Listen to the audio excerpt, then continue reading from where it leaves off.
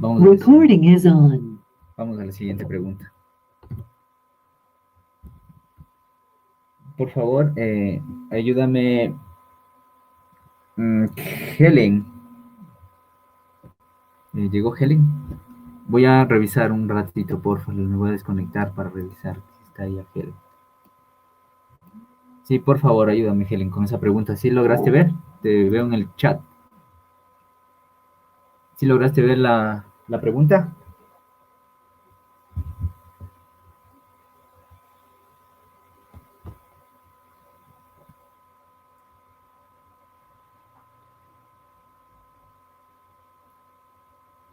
Ya te comparto otra vez, entonces.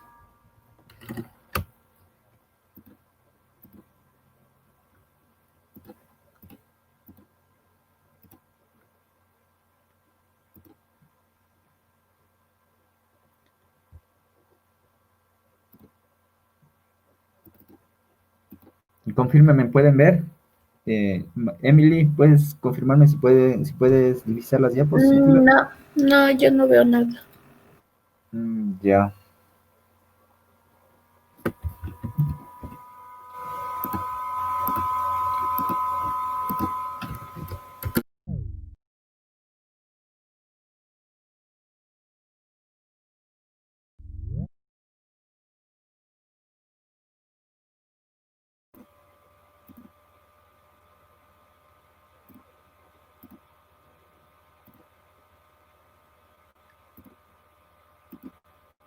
Ahí, por favor, pueden confirmarme si pueden ver las diapositivas. Sí, se ve. Por favor, Helen, ahí revísale y me dices cuál sería la respuesta.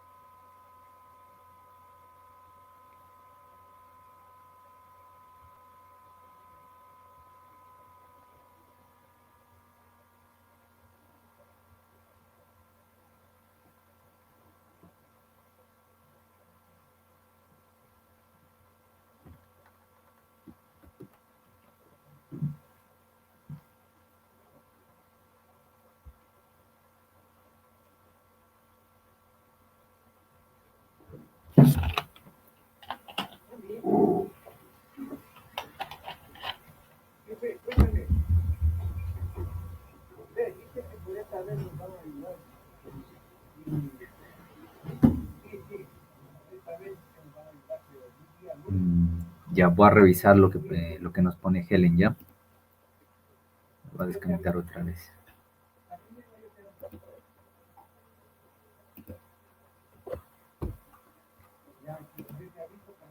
Nos dice que es la 2. ¿Sí se puede ver las diapositivas? Confírmeme. Sí, profe, sí se ve. Ahí estoy en la siguiente diapositiva, sí se ve que está de amarillo. No, profe, se quedó en la de la pregunta. Ya, gracias. Sí, exactamente.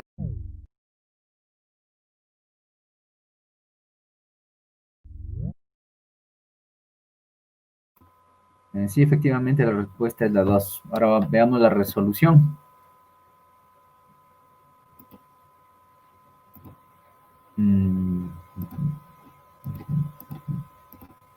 Ahí sí se logra ver. Confírmame, Emily, Mayerly, si logra. Sí, sí se ve. Ya, chévere. Ahí, bueno, ahorita en este instante estamos hablando de lo que es el movimiento rectilíneo uniformemente variado. Ese se caracteriza porque tiene una aceleración, entonces va a tener, ya no va a tener una velocidad constante, va a tener una velocidad que puede ir aumentando o disminuyendo dependiendo de la magnitud de la aceleración. Entonces, para este movimiento tenemos las siguientes fórmulas. Sin embargo, estamos utilizando lo que son una notación vectorial para la resolución. Tenemos dos componentes, I y J. Para cuando tengamos dos componentes, vamos a utilizar siempre lo que son sumas. Si es que vemos podemos utilizar también eh, eh, potencias, pero siempre y cuando la potencia se le dé, en este caso, a una magnitud escalar, como es el tiempo. pero en este caso si tuviéramos velocidad al cuadrado, ya sería, estamos elevándole al cuadrado este, este vector, y para eso tendríamos que transformarle a otro tipo de coordenadas. Entonces siempre vamos a tratar de divisar la forma más fácil, en este caso sería una resta. Esta fórmula que tenemos aquí, la despejamos, de la tercera fórmula. Entonces la aceleración, despejado de la tercera fórmula, tenemos que la aceleración es igual a la velocidad final menos la inicial sobre el tiempo. Y reemplazamos, tenemos los datos, tenemos la velocidad final, que es 10i más 5j, tenemos la velocidad inicial, que es 6i más 3j, y tenemos la variación de tiempo, o el tiempo, que es igual a 2 segundos.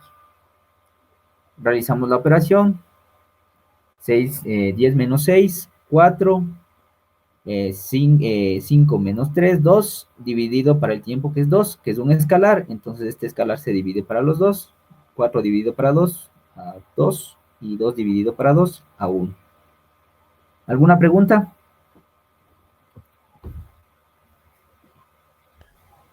Profe, no sé de dónde despeja la fórmula para la resolución. De la tercera fórmula, si le divisas, que dice velocidad final es igual a velocidad inicial más o menos aceleración por tiempo. Más o menos es debido a que la aceleración puede ser negativa o positiva.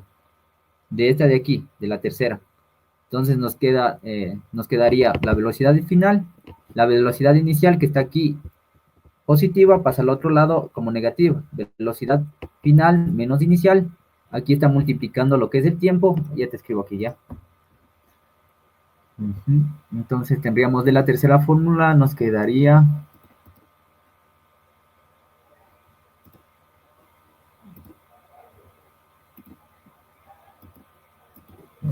la velocidad final menos la velocidad, le paso al otro lado lo que es la velocidad inicial, que es VI, en este caso de acá.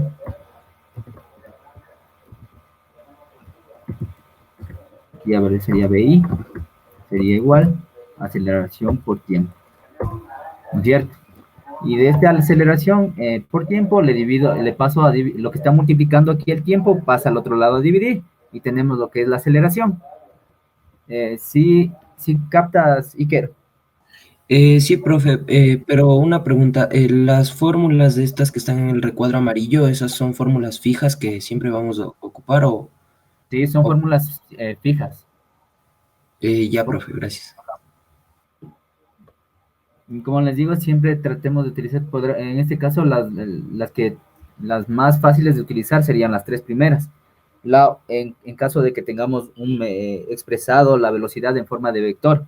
Si utilizamos la cuarta, se nos complicaría mucho. Pero sí se podría resolver, pero necesitamos que se resuelva en un tiempo mínimo. Claro que aquí nos dicen, aquí también nos da el dato de la distancia, porque nos dice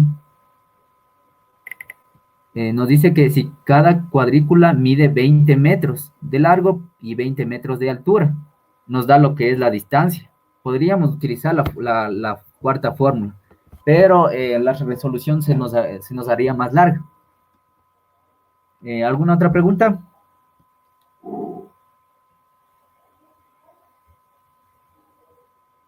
No. ¿Nadie? ¿Emily? ¿Mayerly? No. Listo. Pasemos a la otra pregunta.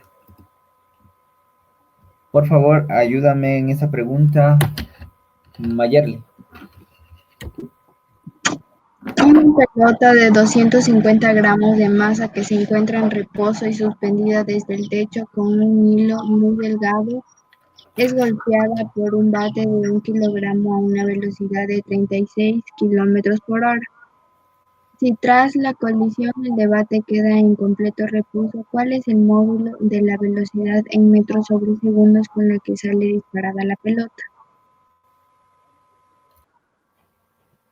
Veamos la resolución. Primero, esto pertenece a conservación de movimiento, ¿no es cierto? Entre el choque de dos cuerpos.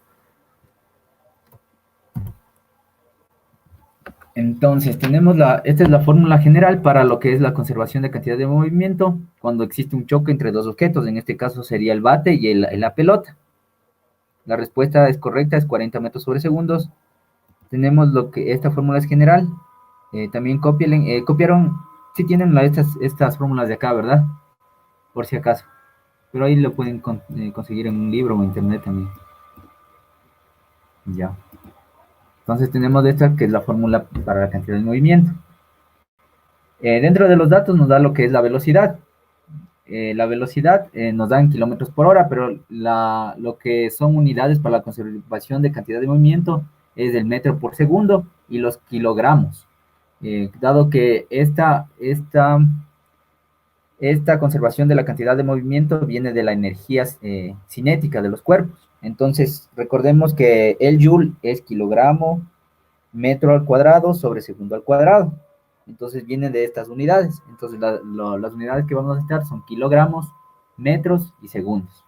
Entonces, como la velocidad nos da en kilómetros por hora, necesitamos cambiarle a lo que son metros por segundo. Entonces, primero, una hora va a tener 3.600 segundos. Sí sabemos eso por qué, ¿no es cierto? Porque son 60 minutos y cada minuto tiene 60 segundos. Entonces, también tenemos que un kilómetro va a tener lo que son 1.000 metros. Hacemos la conversión y nos sale que 36 kilómetros por hora equivale a 10 metros sobre segundo, haciendo la operación. Ahora la masa nos dan en gramos. Las unidades que necesitamos son kilogramos. Entonces, tenemos que un kilogramo equivale a lo que son 1.000 gramos. Hacemos la división y nos queda el valor de un cuarto, o 0.25. Ahora sí, ya estos son nuestros datos. Ahora vamos a aplicar la fórmula. Primero, sabemos que la masa A está haciendo referencia a lo que es la pelota. Y la masa B, y la masa y la velocidad B hace referencia a lo que es el bate, que nos dice que es de 1 kilogramo. Entonces, al inicio, la pelota no va a tener ninguna velocidad, solo va a tener la masa. Entonces, la velocidad sería 0. Después tenemos el bate, tiene su masa y tiene su velocidad al inicio. Ahora, después del choque, vamos a tener que toda la velocidad, toda esa energía se transfirió a lo que es la pelota. Entonces, la pelota va a tener una masa, va a tener la masa que tenía, y aquí adquiere una velocidad. Sin embargo, el bate dice que se queda totalmente en reposo. Entonces, el bate ya no tendría una velocidad. La velocidad del bate sería 0. Aquí tenemos, esta sería la velocidad después del choque. Despejamos de esta velocidad. Entonces, quedaríamos en este lado de acá, nos quedaría 0. Y nos quedaría 1 kilogramo, 10 kilogramos sobre metros sobre segundo al cuadrado. Sobre segundo, perdón. 10 kilogramos metros sobre segundo. Y al otro lado tendríamos lo que es 1 kilogramo. Digamos, un cuarto de kilogramo, o 0,25 kilogramos. Esto pasamos este 4 pasa a multiplicar al otro lado y tenemos que son 40 kilogramos sobre metro segundo. El kilogramo de aquí se va con el kilogramo de acá y nos queda lo que son 40 metros sobre segundo, que sería la velocidad con la que la velocidad adquirida después del choque de la pelota. ¿Alguna pregunta aquí?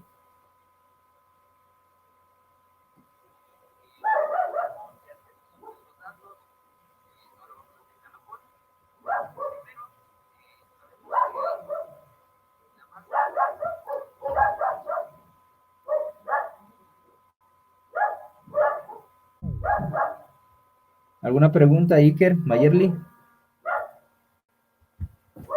No, profe. ¿Entendido? Ya, chévere. Seguimos con la siguiente pregunta. Por favor, ayúdame, Iker. Ya. ¿Cuál es la teoría que describe en el texto. Los seres vivos evolucionan por un automejoramiento o deseo propio, uso y desuso de órganos. Estos cambios que sufren los organismos a lo largo de su vida para adaptarse a las circunstancias nuevas del medio en que habitan se denominan caracteres adquiridos, los cuales se transmiten a la descendencia y se van perfeccionando a lo largo de las generaciones. Creo que sería de Lamarck, la opción 3. Sí, efectivamente ya habíamos revisado lo que es este tema. Siempre cuando se escucha de uso y desuso de órganos y lo que es lo que denominó Lamarck como que los caracteres adquiridos pueden ser transmitidos, es parte de la teoría de Lamarck. Entonces la respuesta es correcta. Vamos con la siguiente diapositiva.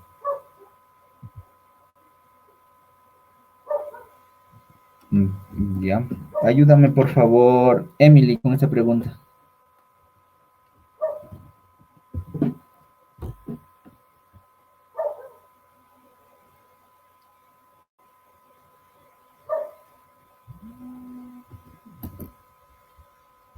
El hipoclorito de sodio se utiliza en la desinfección del agua para consumo humano. Si un investigador químico preparó 100 mililitros de una solución de hipoclorito de sodio a 296 metros sobre velocidad. 2% es.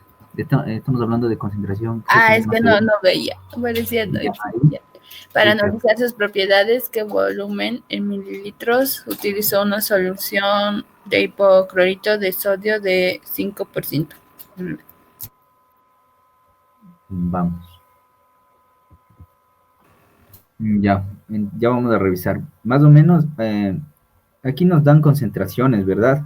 La concentración de la segunda solución que va a utilizar tiene mucho más, es mucho más concentrada porque va a tener una mayor cantidad de hipoclorito de sodio por volumen.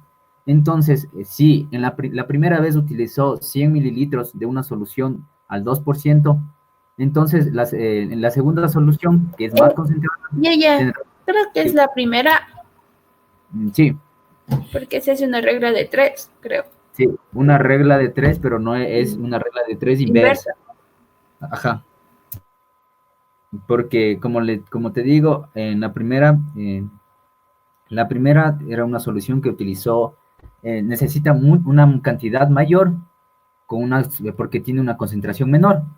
Y en la segunda va a necesitar una concentración, va a necesitar una cantidad menor porque tiene una mayor concentración. Ahora vamos a ver cómo es la regla de 3. Es una regla de 3 inversa porque vamos a utilizar a una mayor concentración, vamos a requerir una menor cantidad. Entonces la respuesta es 40.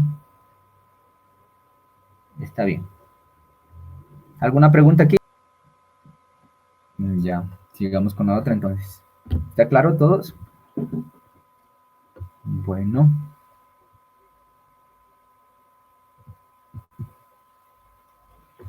Cuando hablamos de soluciones en química, tenemos tanto lo que son soluciones en unidades físicas y en unidades químicas.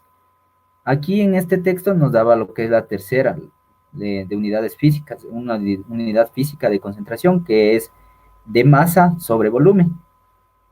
Entonces, se daría en gramos del soluto sobre miligramos de solución.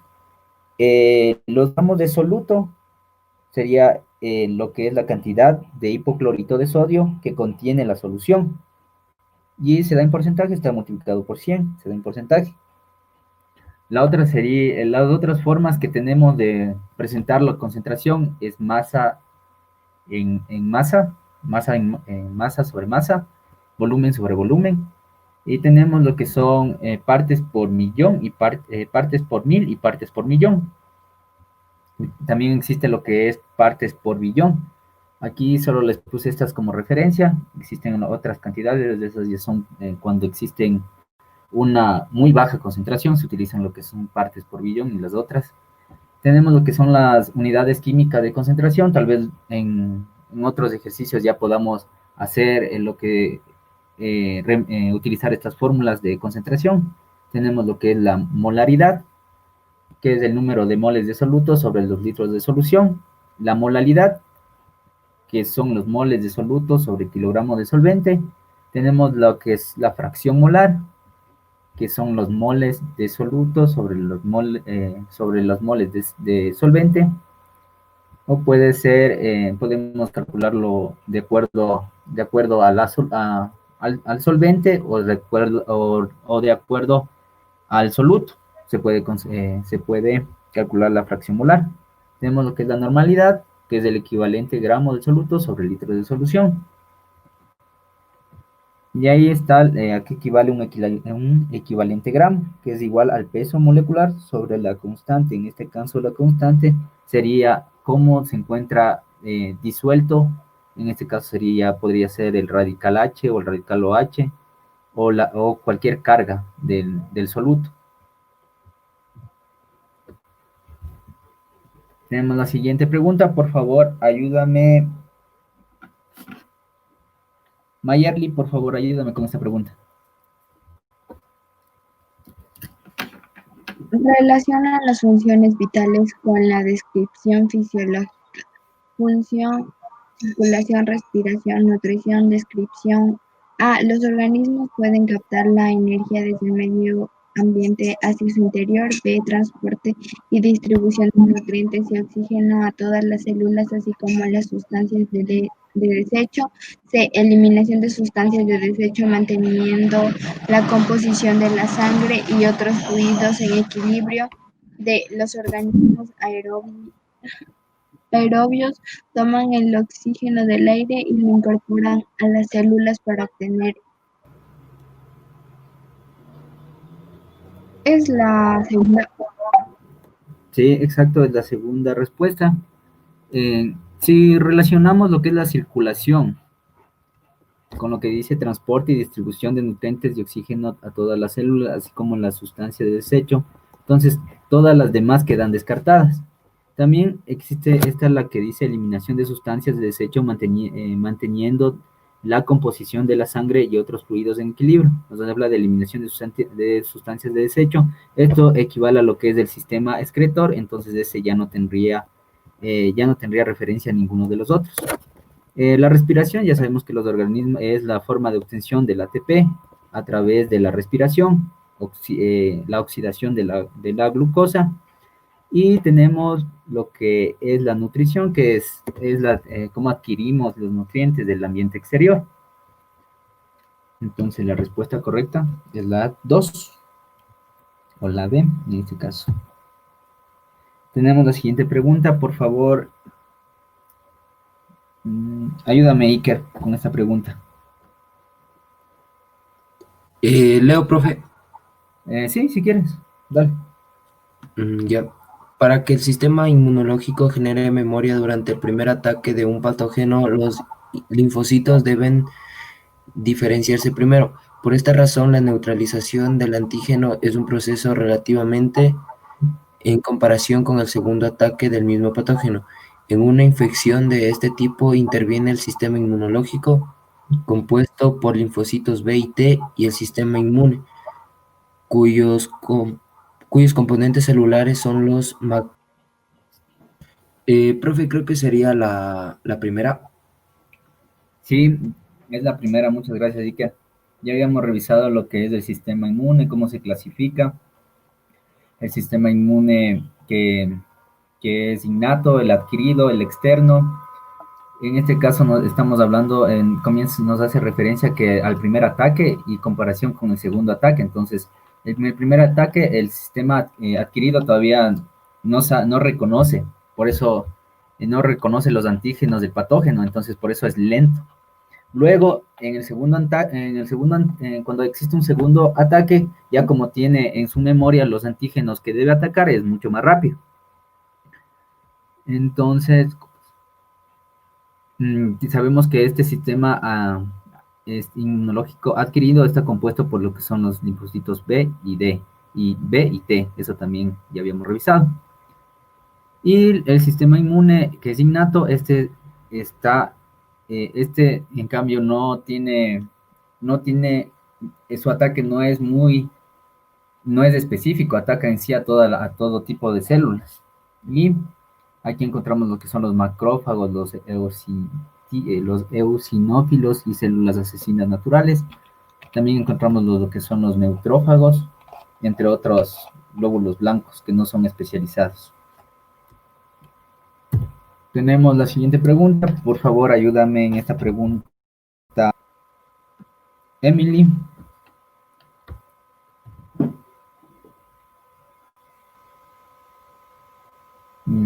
Si me escuchas, Emily.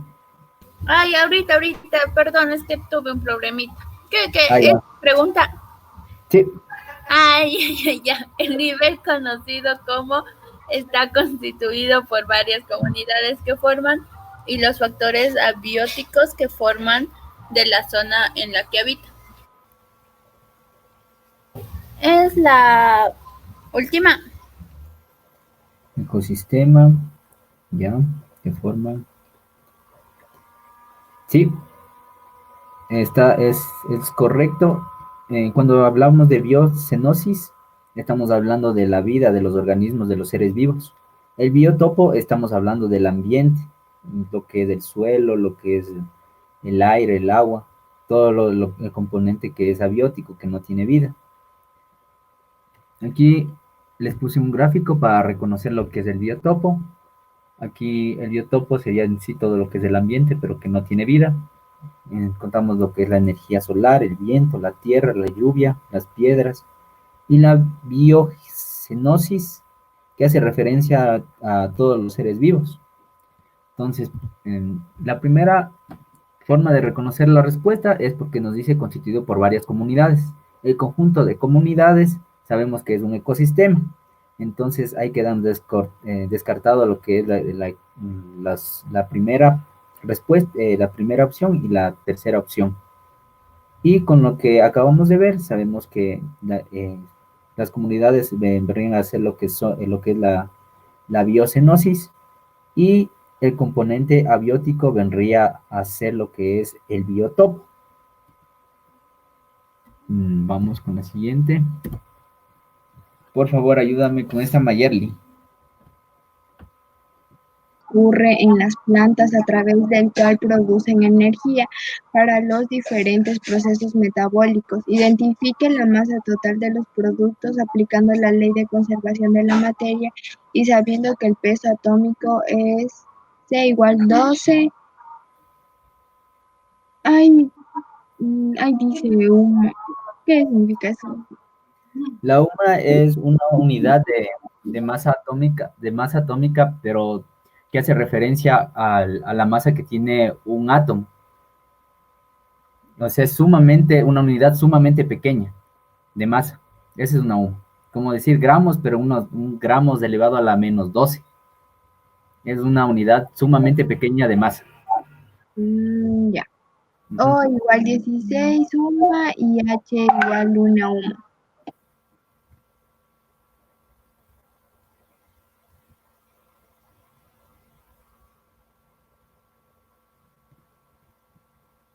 La respuesta es 372. Sí, esa es la respuesta. Sin embargo, nosotros no utilizamos lo que es la UMA, sino utilizamos lo que son los gramos mol, ¿verdad?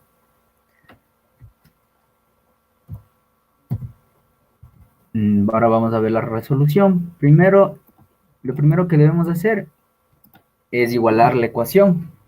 Como vemos, en el lado izquierdo tenemos lo que son 6 carbonos. Tenemos que igualar eso al lado derecho. Igualamos los 6 carbonos. Profe, no se ve la diapositiva de la resolución. ¿Se quedó en la anterior o no se ve nada? Se quedó en la pregunta, en la diapositiva de la pregunta. Ya. ¿Pueden divisar? Sí, Licen. Ya, chévere. Entonces les decía que el primer paso es igualar la ecuación. Esto de, ¿a qué se refiere igualar la ecuación? Se refiere a que tengamos el mismo número, en este caso de átomos, a los dos lados de la ecuación. Como vemos en la primera línea, vemos que existen 6 átomos de carbono, pero al otro lado solo existe un átomo de carbono. Entonces, para igualarle, le ponemos los 6, como está puesto en la segunda línea, 6 átomos de carbono. Ahora, vemos que está igualado los átomos de carbono. Sin embargo, tendríamos ahora el oxígeno, ver cuántos átomos de oxígeno tenemos. Entonces tendríamos una cantidad de 12 átomos de oxígeno. Pero en la segunda, en el otro lado, solo tenemos los 6 de lo que es de la glucosa y 2 del oxígeno, tendríamos solo 8. Entonces, como tenemos un total, perdón, primero igualamos lo que es el carbono, después seguimos con lo que es el hidrógeno, porque en esa secuencia, porque es parte de la misma molécula de glucosa. Entonces tenemos tenemos igualado lo que es el carbono con 6. Sin embargo, tenemos 12 átomos de hidrógeno. Y al otro lado solo teníamos 2 átomos de hidrógeno. Entonces, para esto, igual le multiplicamos por 6 y tenemos lo que son los 12 átomos de hidrógeno. Entonces, así queda igualada la ecuación. Entonces, el producto tendríamos que tener, que es 6 moléculas de CO2 más 6 moléculas de H2O. Ya habíamos calculado el peso molecular del ácido sulfúrico, ¿se acuerdan? Y lo hacíamos a través del peso atómico. Entonces, el peso atómico del carbono es 12. Del oxígeno es 16, pero como tiene el subíndice 2, le multiplicamos por 2, y todo esto lo multiplicamos por 6.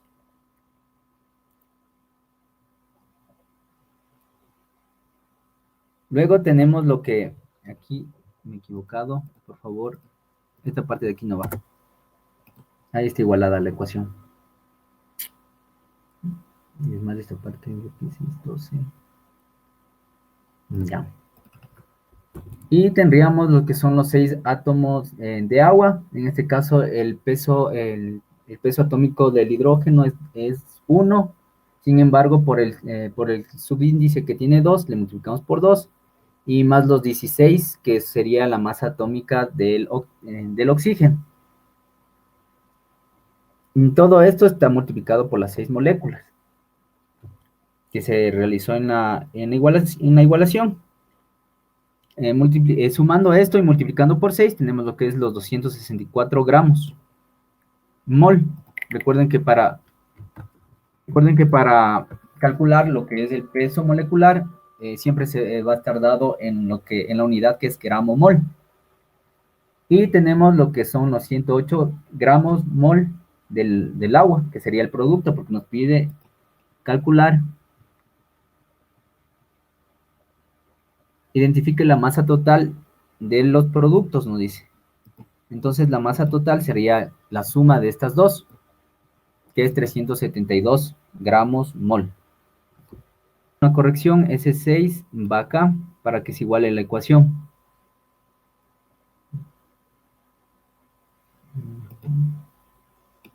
Ahí se encuentra igualada la ecuación. Debe tener el mismo número de átomos a los dos lados de la ecuación para que esté igualada. ¿Alguna pregunta? ¿No? Iker, Mayerly. No, profe. Ya, gracias. Vamos a la siguiente pregunta. Por favor, ahora sí, Helen, vas a tener 2 preguntas seguidas, ¿ya? Y después leo las respuestas, porque si no me desconecto muy, muy seguido. Dale, Helen, esta pregunta, por favor. Después leo tu respuesta, ¿ya? Me va a tocar salir, porque después toca la explicación. Bueno, veo tu respuesta, Helen. Me voy a desconectar por un momento, ¿ya? De nuevo ver las diapositivas. Dice, Sí, dijo que la primera. Helen, sí, dice la primera. sí, ya le revisé. Porfa, ¿me puedes ayudar diciéndome la respuesta? Ajá, Cuando toque Helen, muchas gracias. Emily, sí, muchas gracias, Emily. Entonces ya no va a salir de las diapositivas. ¿Todavía se puede ver las diapositivas? sí. Ya.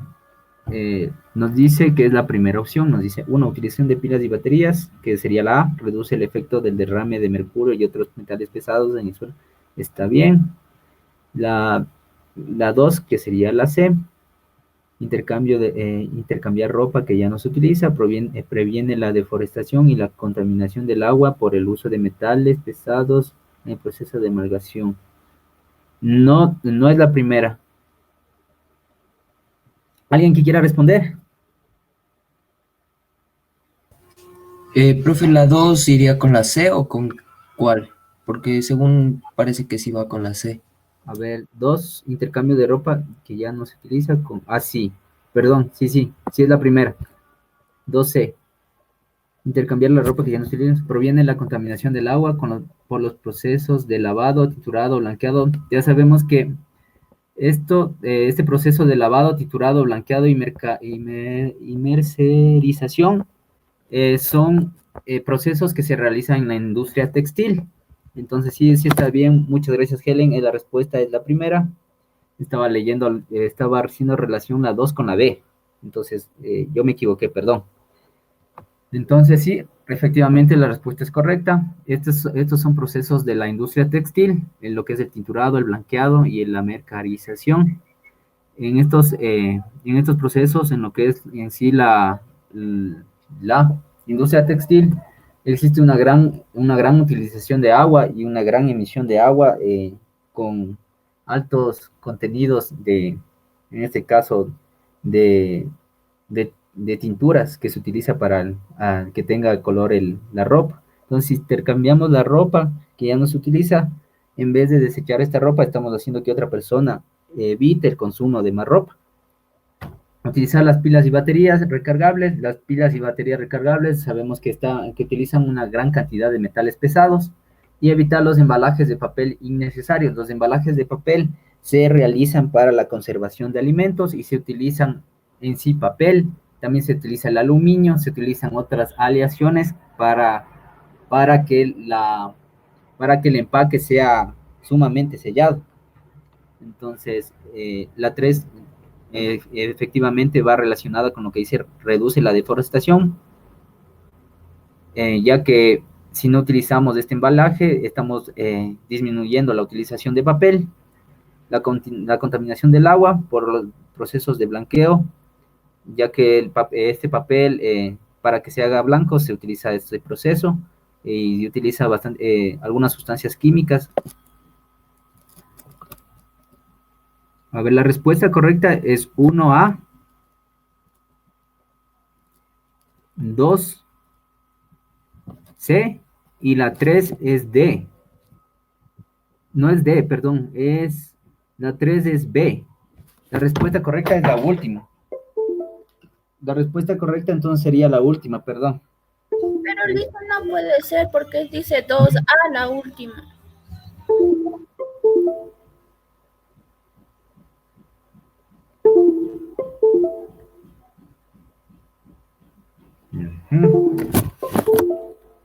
Sí, tiene razón, pero el proceso de blanqueo pero aquí estamos hablando de lo que es evitar los embalajes de papel innecesarios. Entonces, los embalajes de papel innecesario, estamos hablando de lo que es la amalgación. Entonces, la 3 iría con la B.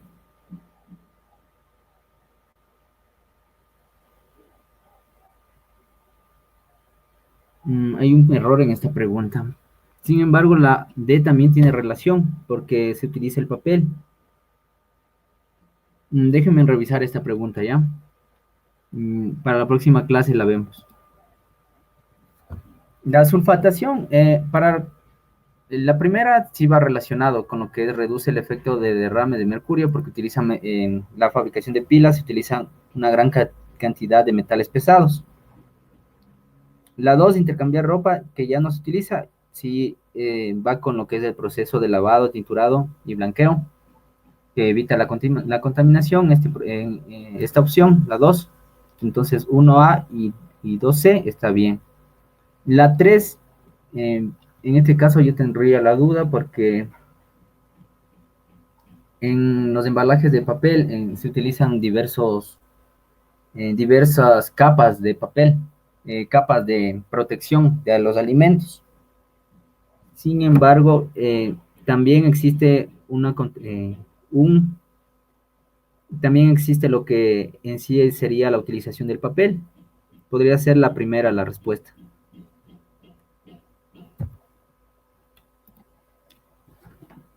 Aquí nos habla en la respuesta A, nos habla algo sobre la sulfatación, que también es una propiedad que de las baterías, es una acumulación de cristales de sulfato de plomo.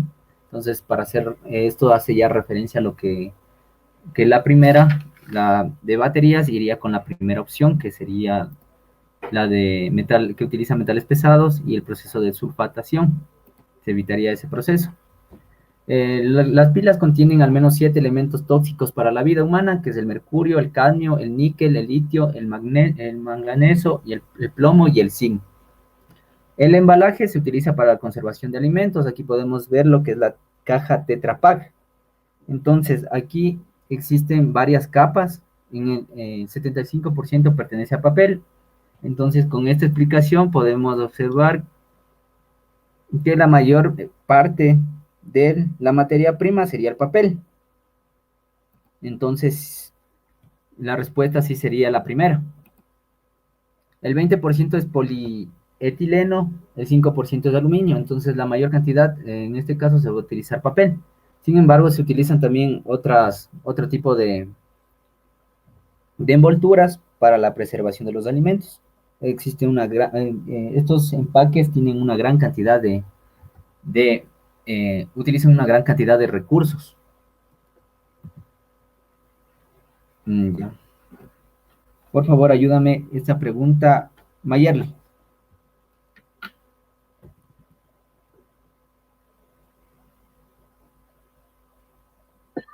A ver, dice, ¿cuál es la mejor propuesta de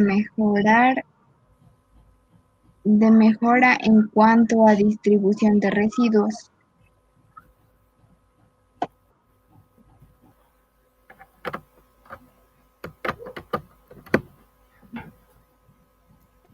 Es la tercera, que dice reciclar los residuos y recopilar materiales de papel. Sí, esa es la respuesta correcta. Gracias, Mayerly.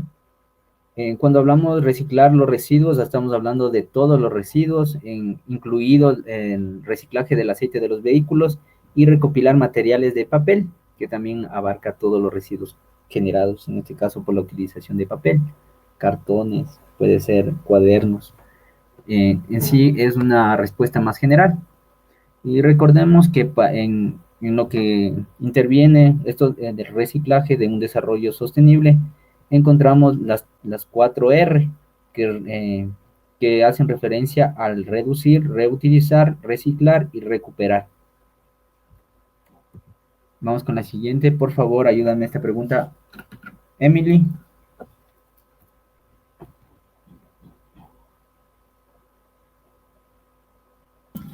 Todas son fuentes de energía renovable excepto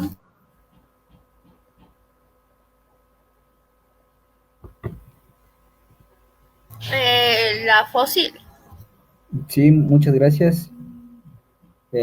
Como sabemos, la energía fotovoltaica es la energía que se genera a través de las celdas fotovoltaicas que reciben lo que son los fotones del sol. Entonces, es energía renovable.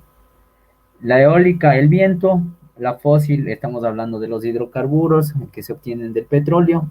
Entonces, esta no es una energía no renovable y que está agotándose en todo el mundo. Profe, una pregunta, ¿cuál es la fotovoltaica? Es la energía obtenida del sol. Esta se utiliza lo que son las células o las celdas fotovoltaicas. para que a través de, se utilizan dos tipos de metales diferentemente ionizados. Estos metales son los que captan los fotones, se energizan y crean lo que es la energía eléctrica a partir de la energía solar, a partir de la energía que emite el sol a través de los fotones. Tenemos lo que es la energía eólica del viento, la fósil, estamos hablando de los hidrocarburos, del petróleo, y la hidráulica, que también es una energía renovable, utiliza la caída del agua a través de las represas, entonces también es renovable. Aquí podemos ver un pequeño cuadro de las energías no renovables y las energías renovables. Entre lo que tenemos energías no renovables, tenemos lo que es el petróleo, el carbón, el gas, la energía nuclear, pero la energía nuclear de fisión. Tenemos lo que entre las energías renovables, tenemos lo que es la energía hidráulica, la energía de biomasa. La energía de biomasa es siempre y cuando es renovable, cuando se utiliza a partir de residuos. La energía geotérmica, la energía eólica y tenemos lo que es la energía solar. La energía geotérmica, esta energía se obtiene a través de lo que es de la propia energía de la Tierra, del interior de la Tierra, como sabemos. La Tierra tiene una gran cantidad de energía en lo que es el magma. Y la energía solar, tenemos dos formas de captar esta energía a través de las celdas fotovoltaicas y a través de una manera térmica, a través del calor que emana el sol. Entonces son dos formas de captar esta energía solar. ¿Alguna pregunta? Vamos a la siguiente pregunta, entonces. Profe, hay que hacer lo mismo que se hizo en el ejercicio anterior de igualar la ecuación. No, esta ya está igualada, si le ves, ya le pusieron los dos cobres para igualar el oxígeno, le están igualando aquí, porque teníamos en la parte izquierda, tenemos dos oxígenos, entonces le está igualando con el 2, ya está igualada la ecuación. Solo tenemos que resolver lo que hicimos debajo, calcular lo que son los pesos moleculares. Y a través de esos pesos moleculares vamos a hacer una relación. Ahí trátale de hacer, si le calculan me avisan ya, y el que le calcule, si no, tú Iker me dices la respuesta. Un minuto, por favor. Pongámosle 1 minuto y medio. Luisana es la tercera. Sí, la respuesta es la tercera. Muchas gracias. Iker, ¿te salió? No, profe, todavía no entiendo cómo resolver, o sea, todavía no estaba intentando resolver. Ya. Emily le sacaste, ¿no es cierto? Ya. Como vemos, la ecuación ya está igualada. Ya tenemos, le igualó poniéndole el 2. Tenemos dos cobres. Aquí tenemos en el lado izquierdo tenemos 2 cobres. En el lado derecho tenemos 2 cobres.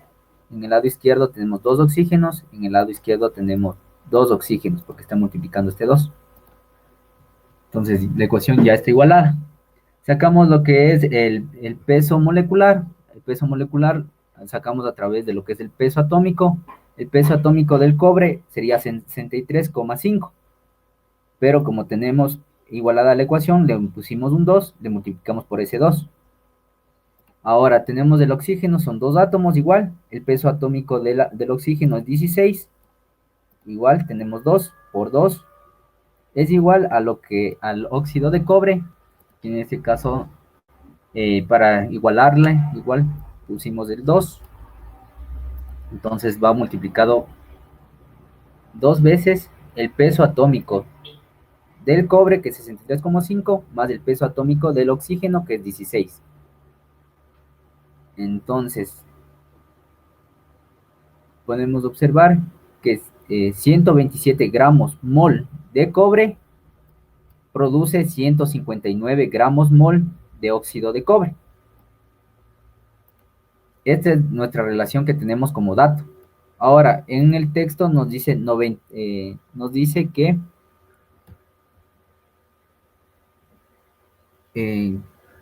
a partir de 90 gramos de cobre, ¿cuánto de óxido de cobre se generará? Entonces, solo realizamos una regla de 3. Si 127 gramos mol de cobre formaron 159 gramos mol de óxido de cobre, 99 gramos de cobre, ¿cuánto de óxido de cobre se generará? En esta parte de aquí, hacemos la relación, una regla de 3, y tenemos... Profe, una pregunta, al momento de hacer la ecuación, el oxígeno ya no se le tomaría en cuenta, solo se tomaría en cuenta el cobre. Claro, porque el oxígeno ya no entra, ya no se toma en cuenta porque no es el oxígeno ya es por el dato que nos están diciendo que a partir del cobre calculemos cuánto de óxido de cobre se formará, porque nos dan como dato el cobre. Ahora nos podrían dar también, sería una opción, que nos den una cantidad de oxígeno. A partir de esa cantidad de oxígeno, ¿cuánto de óxido de cobre se generará? Es otra forma de hacer, es otro ejercicio sería aquí. Pero aquí nos da a partir del cobre, porque nos da como dato 90 gramos, creo que es. 99 gramos de cobre. Entonces, sí está bien, 99 gramos de cobre. Por eso, entonces, el oxígeno ya no intervendría aquí. Claro que podríamos calcularle también, porque en 99 gramos de cobre se va a utilizar otra cantidad de oxígeno. Pero aquí la respuesta, la pregunta es, ¿cuánto de óxido de cobre se va a formar? Por eso hacemos esta relación, tomamos esta parte de la ecuación. Entonces, simplemente aplicamos lo que es la regla de 3 y multiplicamos 99 por 159 dividido para 127 y tenemos la respuesta que es 123,94 gramos. ¿Alguna pregunta? No, profe, ya le entendí cómo hacer. Gracias. Ya. De nada. Vamos a la siguiente. Por favor, esta pregunta ayúdame, Helen. Por favor, Emily, me ayudas con lo que responda Helen para no salirme de los diapos.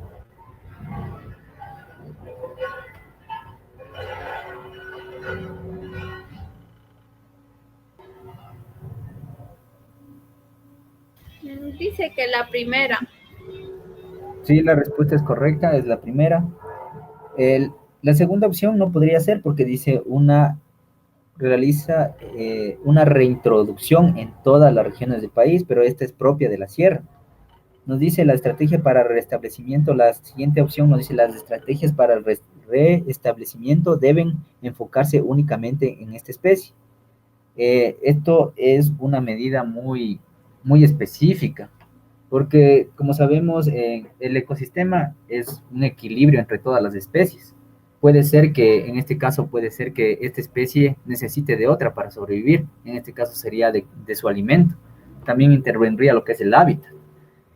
Entonces, esta también queda descartada. Y nos dice la otra pregunta, ¿las medidas adoptadas son suficientes para evitar la extinción del jambato a largo plazo? Pero en sí no sería una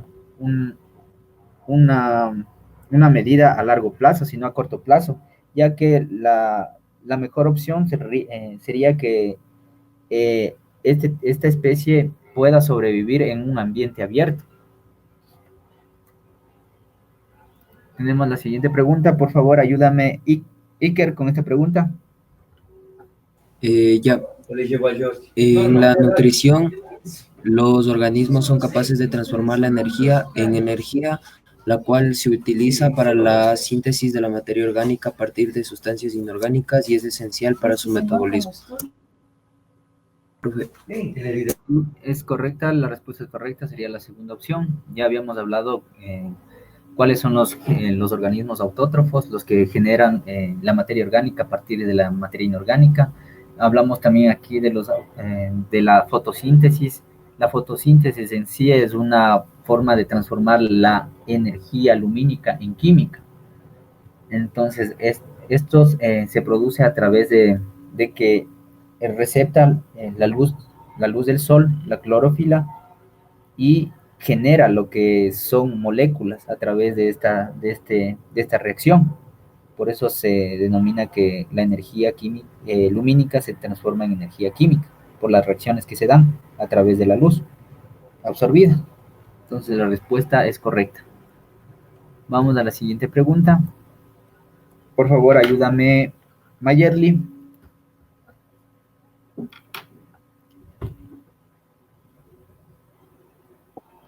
Los monocultivos son plantaciones de grandes extensiones con cultivos de una sola especie. ¿Cuál es el efecto negativo de los monocultivos en el medio ambiente?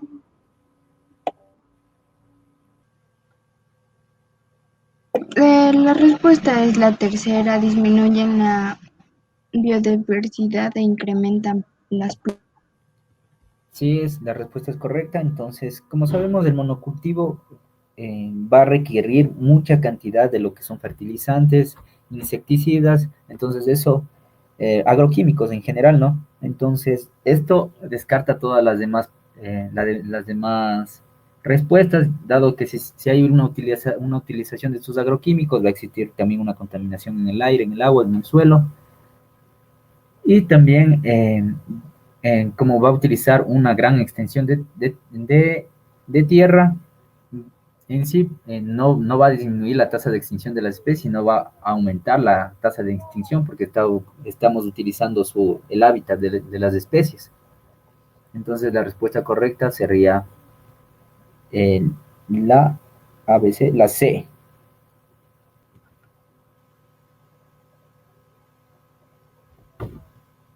Es la B.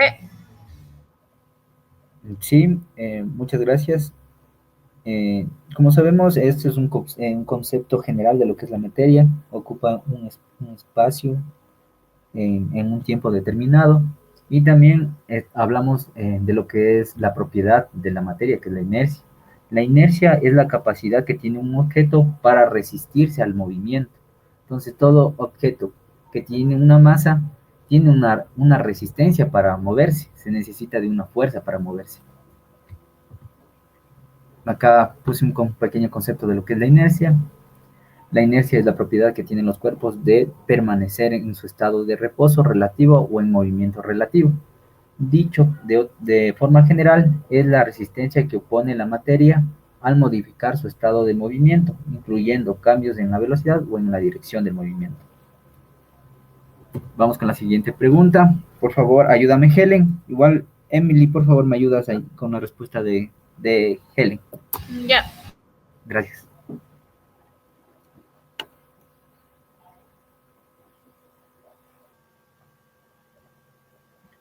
Dice que la segunda.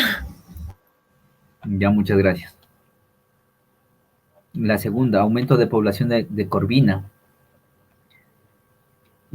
Suponiendo que, a ver, con base en el esquema que representa una red alimentaria en un ecosistema acuático, si la sobrepesca del atún produjera su extinción en este ecosistema, ¿cuál sería una consecuencia a corto plazo? Estamos diciendo que desaparece el atún. Un aumento de la población de la corvina es correcta la respuesta, ya que si es que no existe el atún, la corvina sirve como alimento para el atún. Si el atún desaparece, entonces va a existir un aumento de población de la corvina. La respuesta es correcta. Disminución de la población de fitoplancton. Profe, una pregunta, ¿por qué no podría ser disminución de la población de caritas? También es, perdón, la disminución de la población de caritas. No podría ser porque las caritas también sirven de alimento para el atún. Entonces, si el atún desaparece, no hay quien mantenga ese equilibrio, no hay quien se alimente de la carita.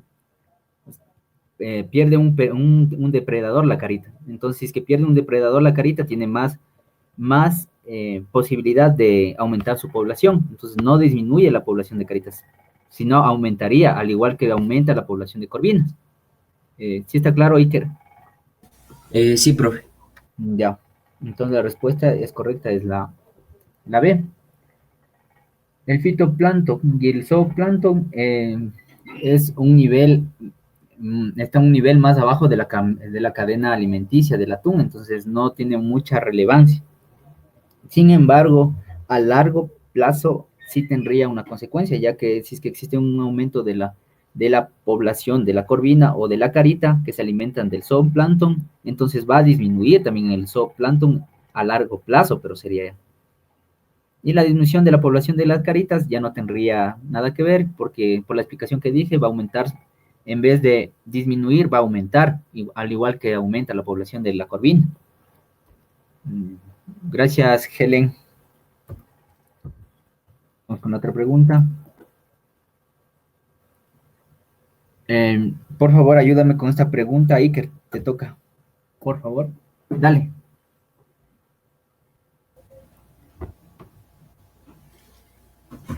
Profe, se quedó en la diapositiva de la pregunta del anterior.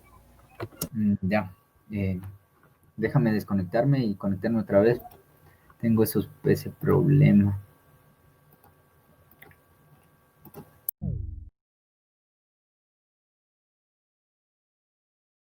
Considerando que una bacteria en estudio se reproduce por bipartición cada 4 horas, calcula la cantidad de bacterias que se obtienen después de 3 horas.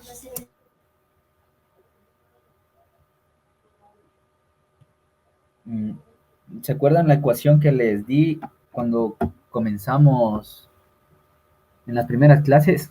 Esa ecuación se utiliza aquí.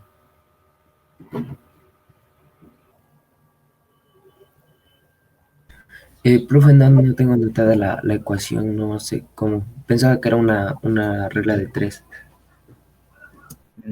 No, para la reproducción de las bacterias hablábamos de una ecuación. Esta ecuación es 2 elevado a la n, donde n va a ser igual al tiempo. Esa es la ecuación. Por favor, ahora sí, que ayúdame con la respuesta.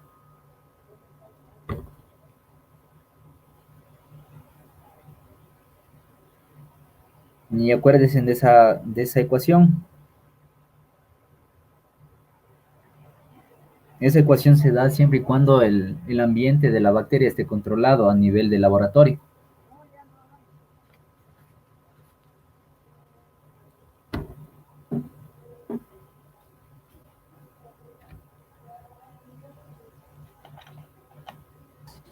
Profe, sería 8. No, lo que pasa es que aquí nos dicen que la bipartición sucede cada cuarto de hora. Dicen, es la D. Sí, la respuesta correcta es la D.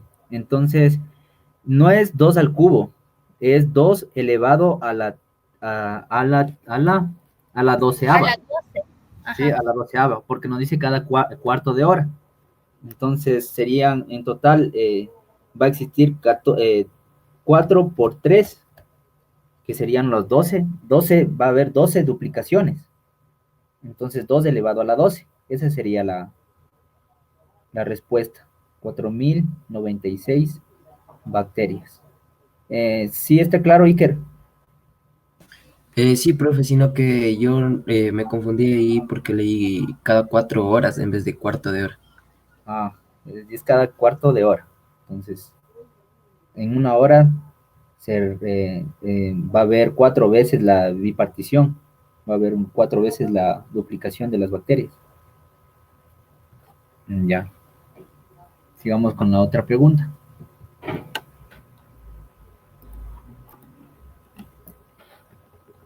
Por favor, ayúdame con esta pregunta, Mayerly.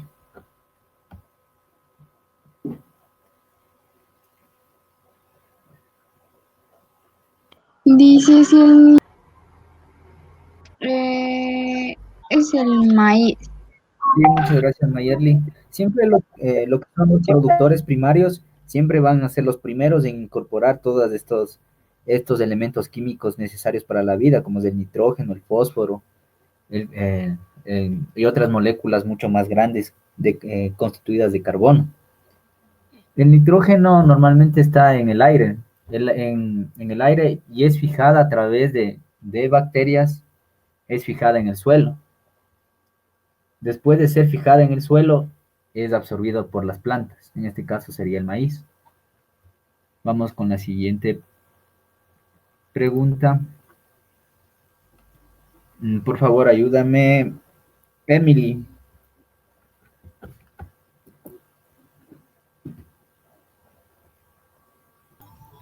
Un grupo de amigos va a un parque de atracciones y decide subirse a la rueda moscovita que gira con movimiento circular uniforme. Y se sabe que la rueda tiene un diámetro de 8 metros y experimenta una aceleración centrípeta de pi al cuadrado sobre 25 por m sobre segundos al cuadrado. Sí, esas son las unidades, ¿no? Ya. Determine la rapidez angular en radianes sobre segundos de la rueda. Vamos. 2 minutos para resolver. Yo creo que es la tercera. Sí, estás bien. Es con esa misma fórmula. Y aquí tenemos la resolución. Es la tercera. Utilizaste esa fórmula, ¿verdad? Aceleración centrípeta igual al radio por la velocidad angular al cuadrado. Y de ahí despeje la aceleración centrípeta. Claro, teníamos que despejar lo que es la velocidad angular, que es W. Ajá, sí, sí. W despejado nos quedaría que es igual a la raíz cuadrada de la aceleración centrípeta sobre el radio. El radio no nos daba el radio, nos daba el diámetro. El diámetro es 2 veces el radio, entonces lo dividimos para 2. 8 dividido para 2 son los 4 metros. Y la aceleración centrípeta ya nos daba que era pi cuadrado sobre 25. Entonces multiplicamos el 25 por 4, nos da 100. Tenemos el pi cuadrado sobre segundos, porque los metros ya se van aquí, se simplifican.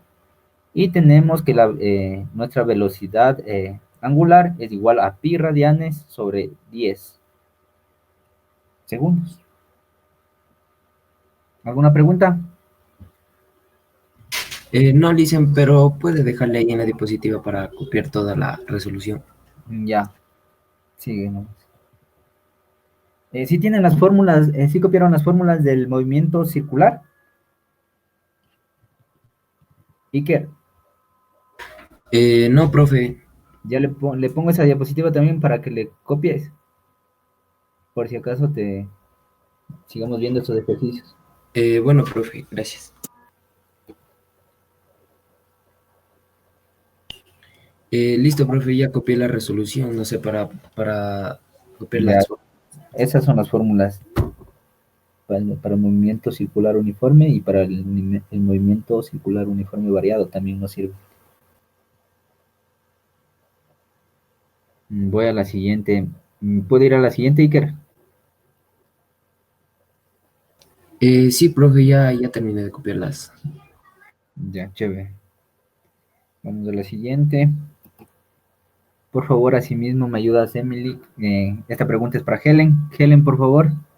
Y Emily, me ayudas con la respuesta. Ya, Lisa. Chévere.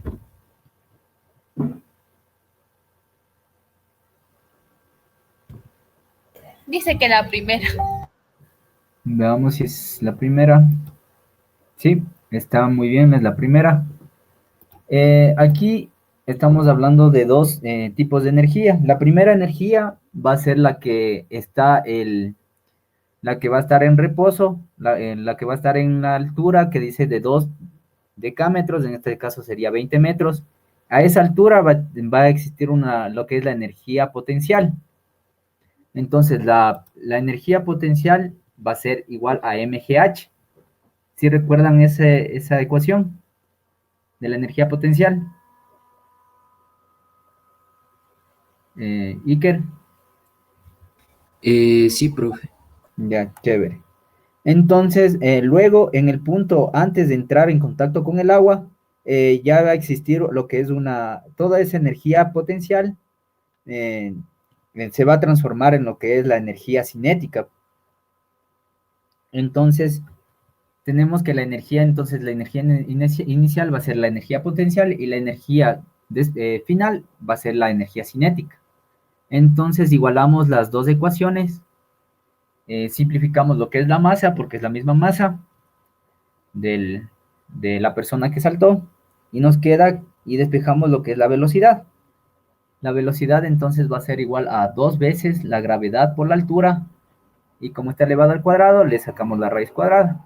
Reemplazamos, nos quedarían 2 por los 10 metros sobre segundo al cuadrado, que este sería el valor que nos está diciendo de la gravedad, y por los dos, perdón, aquí me he equivocado, pero, sí, aquí me he equivocado, son 20 metros, entonces sería la raíz cuadrada de 400. Por los 20 metros, porque nos decía que cae desde una altura de 20 decámetros, es igual a 20 metros. Siempre tenemos que hacer la transformación de las unidades, se trabaja en metros sobre segundo, y en masa tenemos lo que son los kilogramos, esas son las unidades que debemos trabajar. Entonces, haciendo la multiplicación, tenemos lo que es los 400 metros al cuadrado sobre segundo al cuadrado. Sacando la raíz cuadrada, tenemos lo que son los 20 metros sobre segundo. Entonces, la respuesta correcta es la A, 20 metros sobre segundo. ¿Alguna pregunta? ¿Está claro, Emily, Helen? Sí. Chévere. Iker, Sí, profe. listo. Vamos a la siguiente pregunta, entonces. Por favor, ayúdame. Iker. Listo. La gastritis es la inflamación de la mucosa que reviste a las paredes del. Este revestimiento contiene células que segregan enzimas y ácidos para facilitar la digestión. Por lo tanto, cuando la mucosa se ve afectada, causa molestias y en muchas ocasiones una llega conocida como úlcera. Para contrarrestar la enfermedad es necesario cambiar los hábitos alimenticios, siendo una de las principales recomendaciones evitar la ingesta de frutas con niveles elevados de acidez como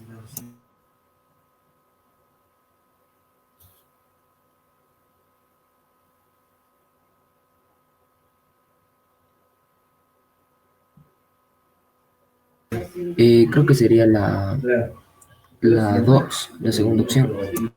Sí, estás en lo correcto. Sabemos que las enzimas degradadoras de los alimentos están en el estómago. El intestino más se encarga ya de la absorción de los nutrientes que ya han sido ya digeridos. Y tenemos que el aguacate es una grasa insaturada, es una grasa sana, lo que tiene el aguacate. No es un, en este caso sería un fruto o una hortaliza. Bueno, no importa, no es un alimento que sea ácido. La maracuyá, en cambio, es un alimento que es ácido, entonces es preferible evitar este tipo de fruta si se tiene la gastritis o acidez en el estómago. Vamos a la siguiente pregunta. Por favor, ayúdame, Mayerly.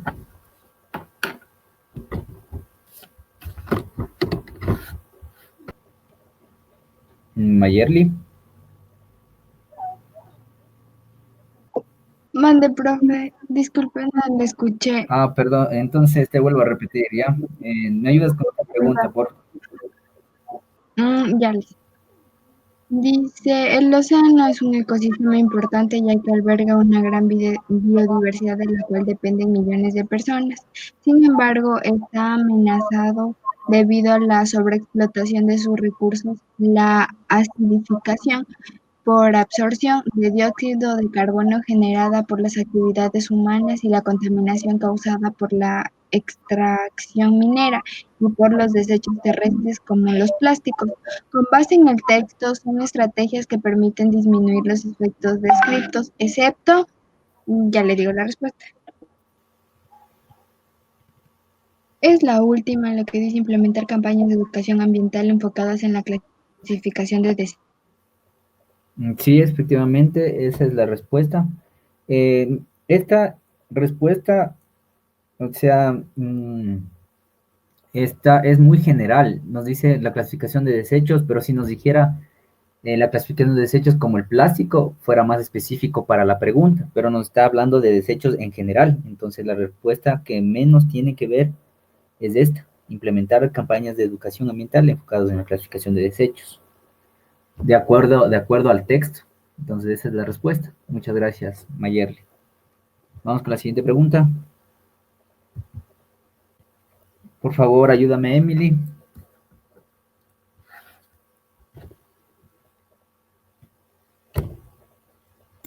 La gráfica muestra 4 recipientes de diferentes formas que contienen agua hasta el nivel indicado.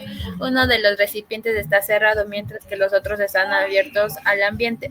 Con base en lo opuesto, es correcto afirmar que es la primera.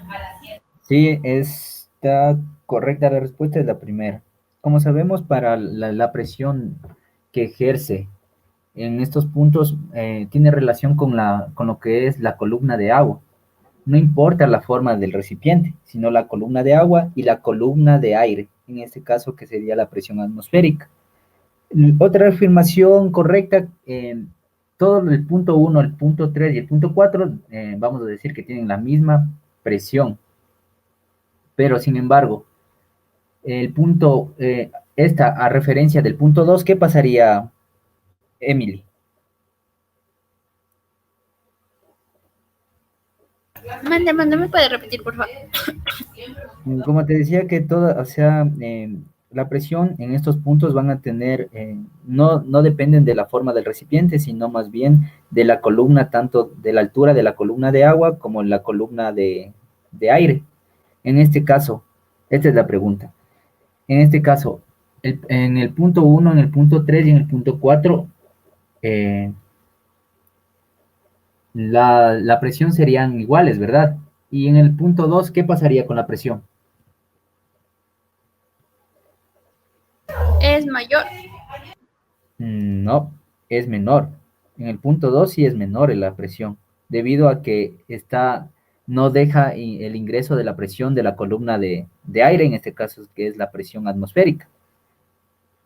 En los demás tenemos lo que es la presión atmosférica más la presión de la columna de agua. Entonces, esa sería otra afirmación que se puede sacar de este gráfico. En el punto 2 va a tener la presión del punto 2 va a ser menor a las demás, pero esa opción no la ponen aquí, pero sería una. ¿Alguna pregunta? Vamos con la siguiente pregunta, entonces. Por favor, ayúdame, Helen, con esta pregunta y ahí terminamos. Dice que la 2. Instantáneamente de la nada, es correcto. Habíamos visto esta teoría, nos dicen que aparecía la vida del lodo, del agua, salían los seres vivos, se generaban de la materia inorgánica y aparecían de la nada, no sabían cómo explicar la generación, así que le daban esta teoría, le daba esa característica que la vida se podía generar espontáneamente de la nada, o de la materia inorgánica también, pero aparecía sin saber cómo se producía realmente la vida. Entonces la respuesta es correcta, es la B, instantáneamente de la nada. Y muchas gracias, eso ha sido todo por hoy. Terminamos justo con la hora. Gracias, Emily, por tu ayuda. Hasta luego, nos vemos. Gracias, Hasta luego. Gracias, Licen. Hasta luego. Hasta luego, Iker. Chao.